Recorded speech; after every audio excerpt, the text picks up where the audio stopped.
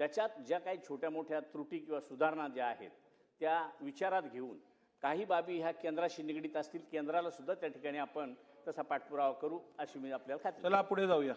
प्रश्न क्रमांक 4. प्रश्न क्रमांक 4. अच्छा. प्रश्न क्रमांक एक मिनिट. 24,899. मी आभारी आपला अध्यक्ष महोदय. अतिशय महत्त्वाचा विषय सभागृहामध्ये चर्चेला आलेला आहे.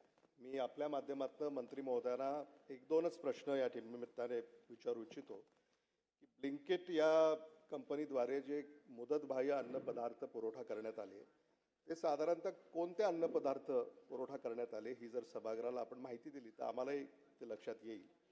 आणि दुसरी बाब म्हणजे याच्यामध्ये आता सरकारकडं व्यवस्था ही अपुरी आहे हे आपण आता मान्य केलेलं आहे. अध्यक्ष महोदय, या संदर्भामध्ये जसं आपण सेल्फ डेक्लेरेशन करतो म्हणजे आता अगदी स्वयंघोषणा तर GSTचे सुद्धा आपण सेल्फ डेक्लेरेशन हे सगळेच व्यावसायिक करतात आणि मग पुन्हा परत तपासण्या करायची फारशी गरज पडत नाही.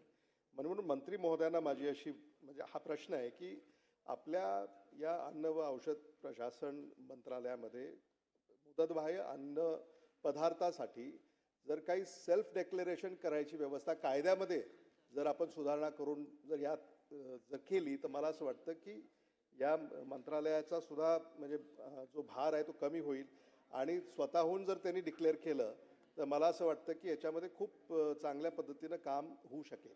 आपण हे करणार का? म्हणजे अन्नपदार्थ हे कोणते नेमके आढळले ह्याची माहिती द्या.